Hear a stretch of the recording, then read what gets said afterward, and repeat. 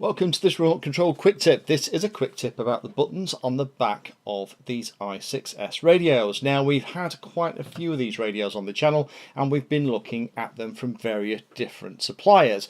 This just happens to be the original one from FlySky, but they're available from Align, Hobby King have them, and lots of other people do too.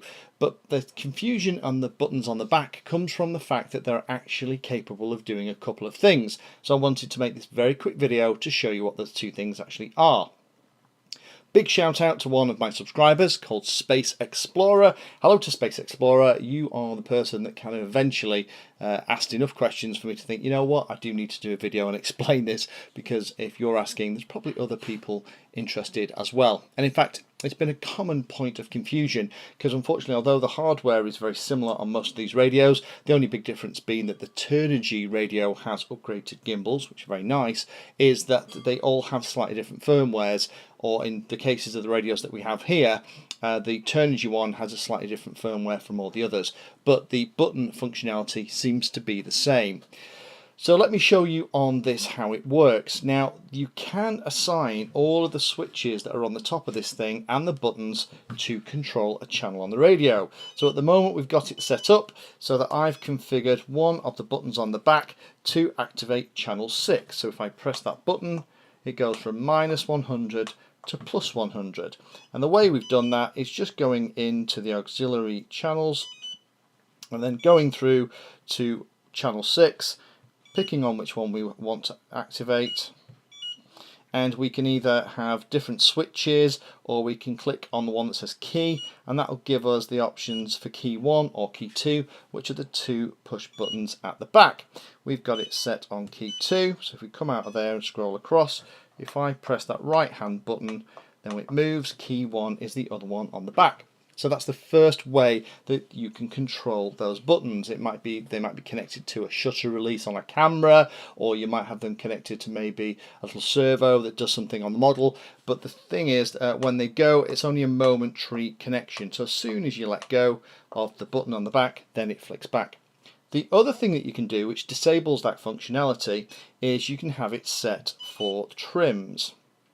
So at the moment we have the sub-trim menu that we've looked at in lots of our other videos, and we completely set up a model and used all these sub-trims in this video here where we actually connected the radio in our last quadcopter building for beginners series, and these were all used to set the middle channel value to exactly 1500.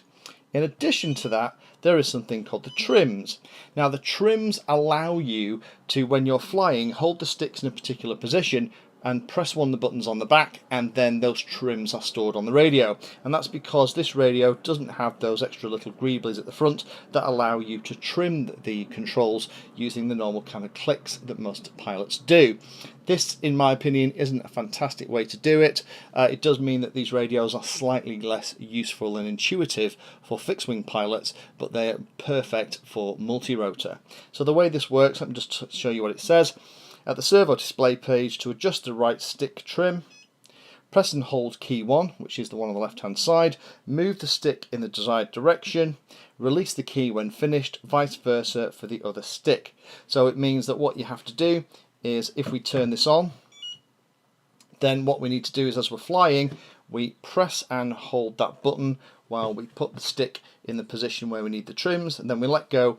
That's stored. Let's turn that back off.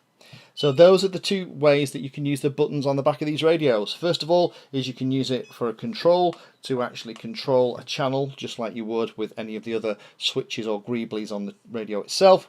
Secondly, you can use it for that trim function, which personally I'm not a huge fan of, but it's the other way that you can use them.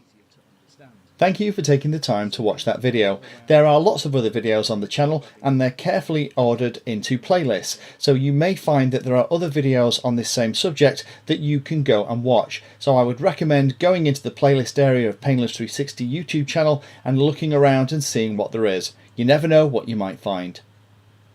Thanks for watching. Please like, subscribe, and happy flying.